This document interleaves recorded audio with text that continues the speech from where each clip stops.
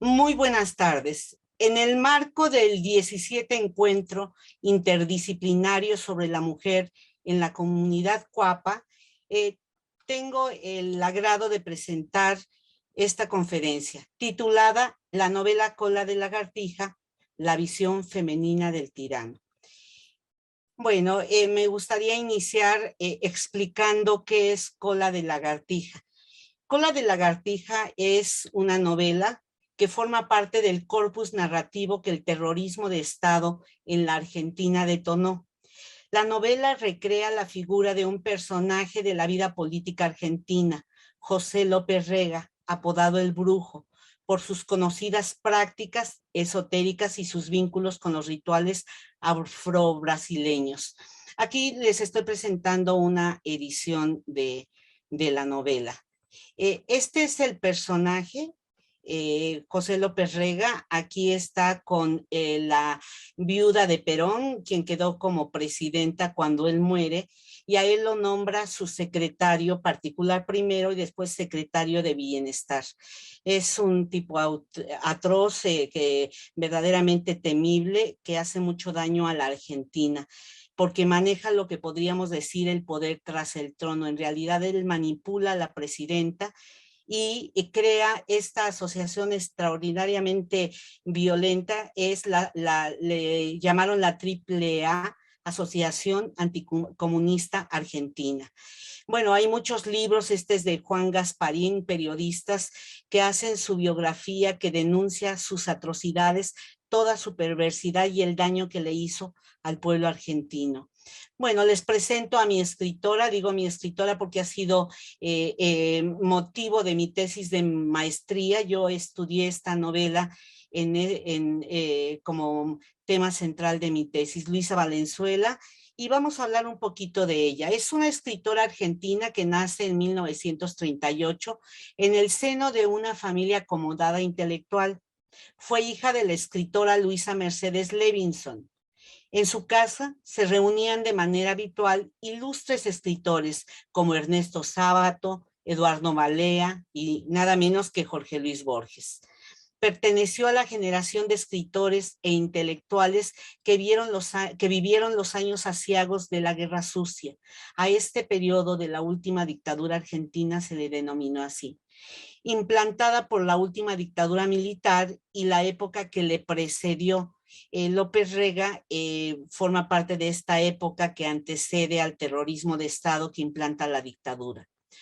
Bueno, hablemos un poco de su obra también, solo les menciono lo más relevante. Ha publicado más de 30 libros entre novelas, cuentos, minificciones y ensayos. Su carrera como escritora abarca ya 50 años. Su obra ha sido editada en más de 17 países y traducida a más de 9 idiomas. Ha dictado cursos y talleres en universidades de Estados Unidos y México. Y ha recibido galardones, solo estoy nombrando algunos, en realidad son numerosos, como el Premio Casa de las Américas en el 2001. En su ciudad, en el 2014, fue nombrada Ciudadana Ilustre por el marcado compromiso social y político de su obra.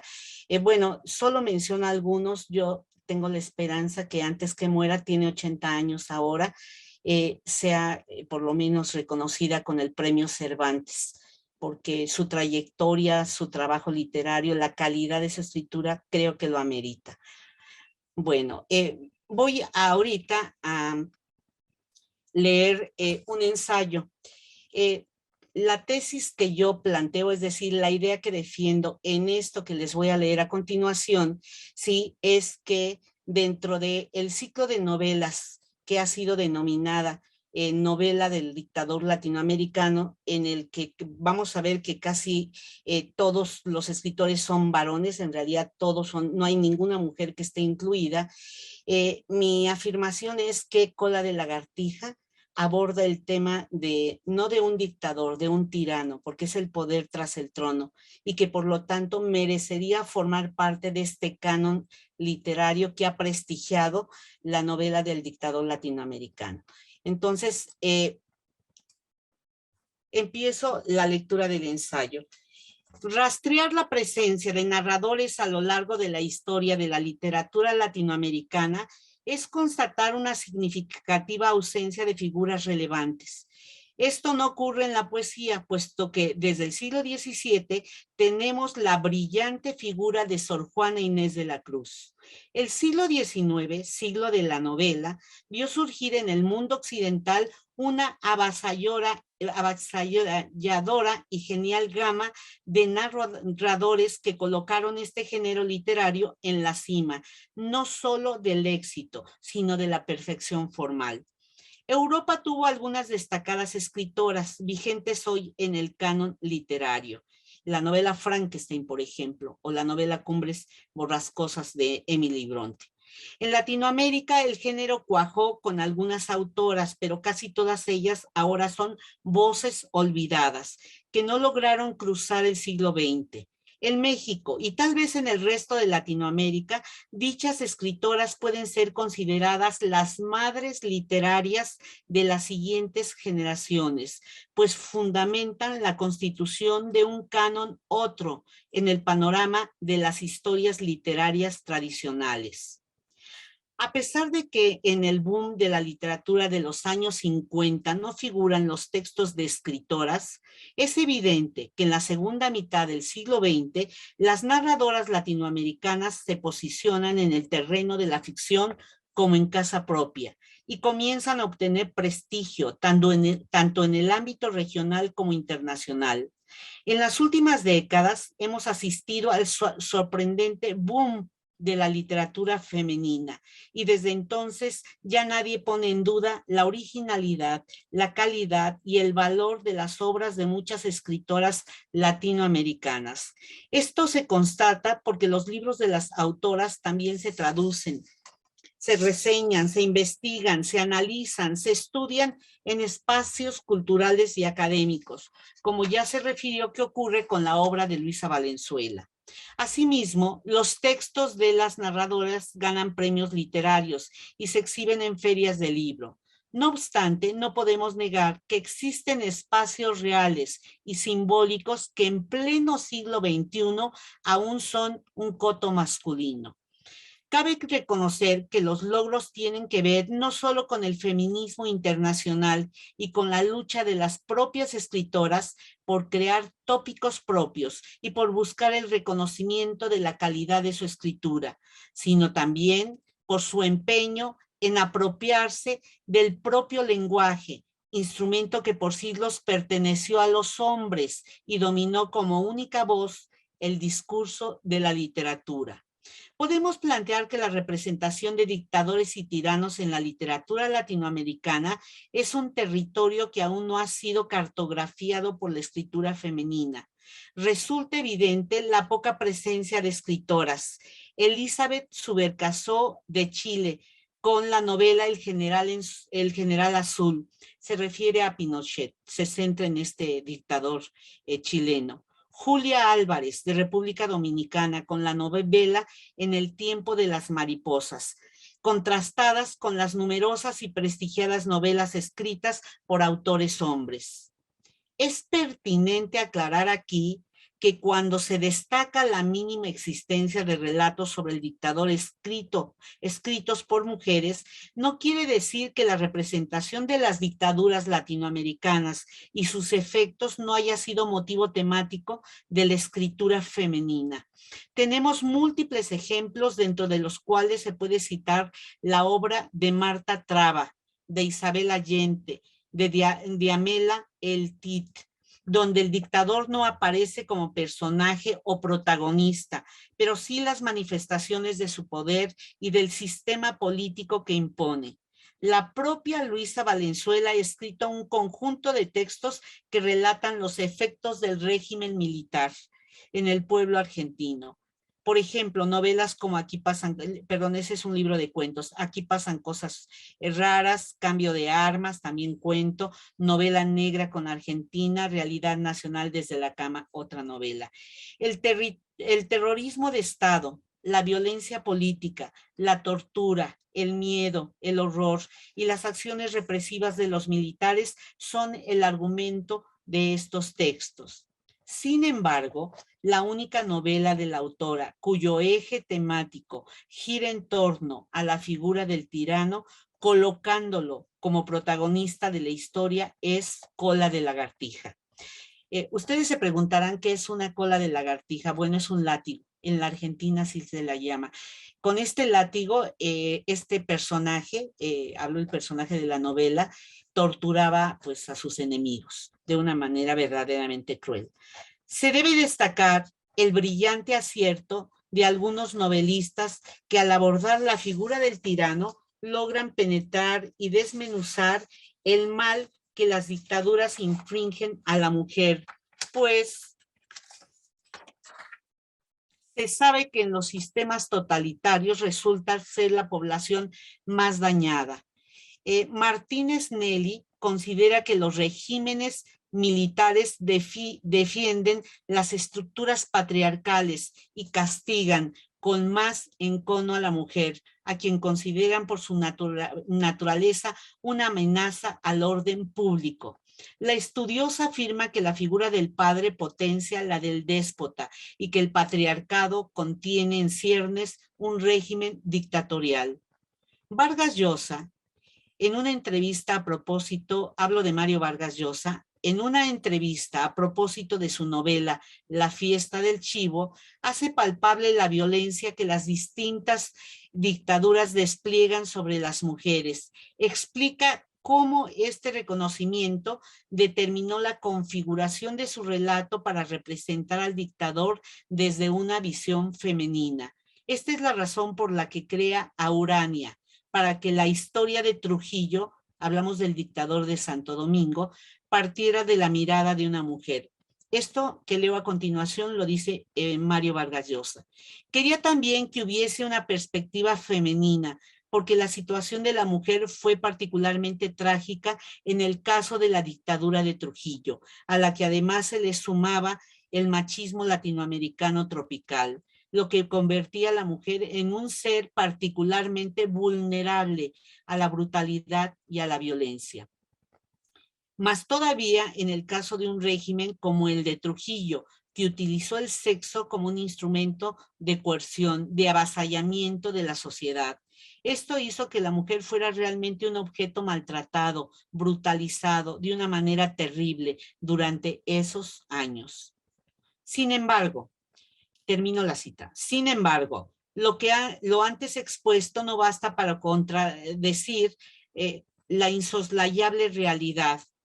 Como mujeres somos aún metáforas de un mundo masculino. En las otras prestigiadas novelas, la perspectiva femenina sobre el tirano no se refleja. Por ejemplo, en Yo el Supremo, Burundún Burundá y Tirano Banderas, las tres son novelas del dictador. Los juicios femeninos sobre el dictador casi son inexistentes, solo se muestra la imagen pasiva de la mujer sometida y violentada por la tiranía. Por tanto, se puede concluir que en la representación literaria del dictador latinoamericano domina una perspectiva masculina, incluso desde que el que narra la historia en los grandes relatos que el canon ha prestigiado. Y les muestro algunas de las novelas. Estamos hablando del Recurso del Método de Martín León, de Jorge Ibargüengoitia, escritor mexicano, Augusto Roa Bastos con Yo el Supremo, ¿sí? De Paraguay.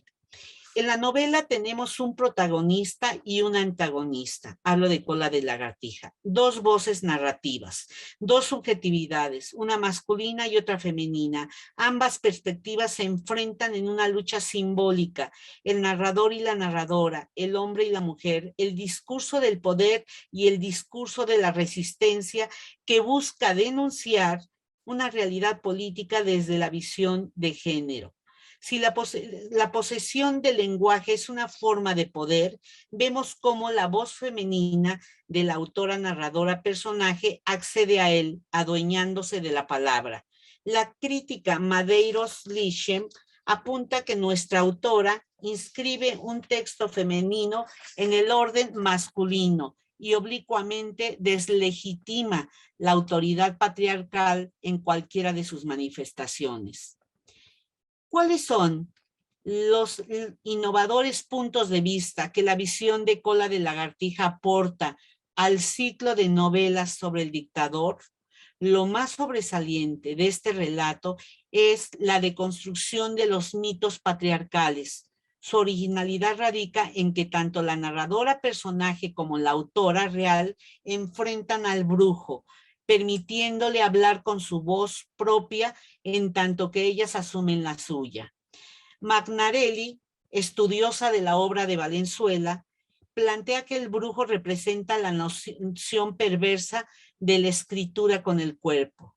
Magnarelli considera que en Cola de Lagartija la autora desprestigia una semejanza que persiste en nuestra cultura patriarcal, la analogía pluma-pene, que iguala pluma y pene, implicando así que solo aquellos que poseen el uno estarían calificados para usar la otra.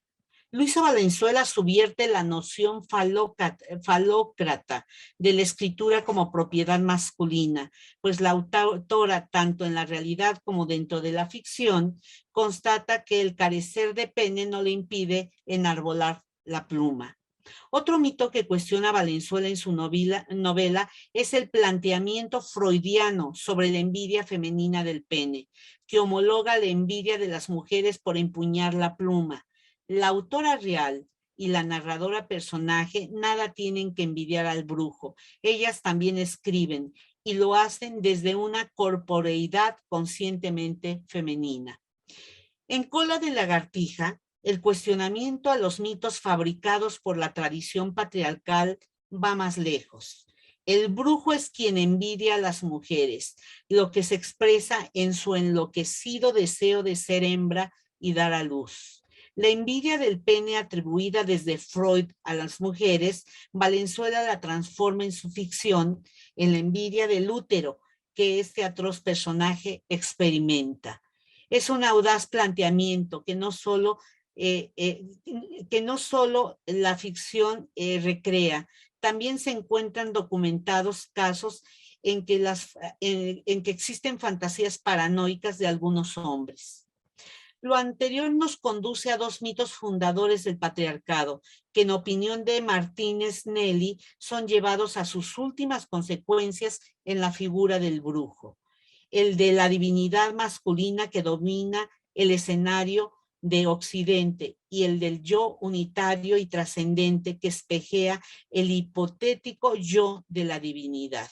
Es decir, el deseo de deificarse. Por ejemplo, el de Calígula, que se consideraba un dios, ¿sí? Que era, bueno, es un prototipo también de tirano, de dictador, de sátrapa. El brujo, al igual que otros tiranos, dentro de la megalomanía alimentada por el poder, sueña con transitar de su condición de humano a la de Dios, confirmando que las deidades que continúan imponiéndose al mundo son siempre hombres. El prestigio de las diosas madres de los primeros días de la humanidad se relegó al olvido. El sarcasmo, la ironía, el humor con que describe Valenzuela los irracionales deseos de este abominable personaje terminan por ridiculizar la validez del mito.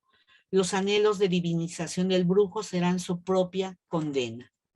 Valenzuela en su novela desenmascara el oculto e inalcanzable anhelo masculino de adjudicarse la fuerza procreadora de la madre. Sin embargo, en un acto de ironía feroz contra el deseo desmesurado de este perverso personaje, la autora le permite creer que él también puede procrear. Al final de la trama confronta a su personaje con una realidad ineludible. El mito de Adán fue inventado por los hombres, pues las mujeres bien sabemos que ellos en su cuerpo no pueden acunar otra vida humana, ¿verdad? No olvidemos que supuestamente en el mito hebreo la mujer nace de la costilla del hombre. Entonces, en este sentido seríamos hijas, las mujeres de nuestro padre Adán, y biológicamente sabemos que eso no es posible. Para finalizar, es pertinente reiterar la innegable filiación de Cola de Lagartija con la genealogía de novelas sobre tiranos y dictadores en Latinoamérica. Sin embargo, me parece que el aporte más relevante y original de Luisa Valenzuela a esta narrativa es la visión femenina del tirano y el hecho de que su ficción debe ser leída en términos de una narrativa política que denuncia no solo a un enloquecido déspota, sino a la sociedad patriarcal que lo sustenta en el poder.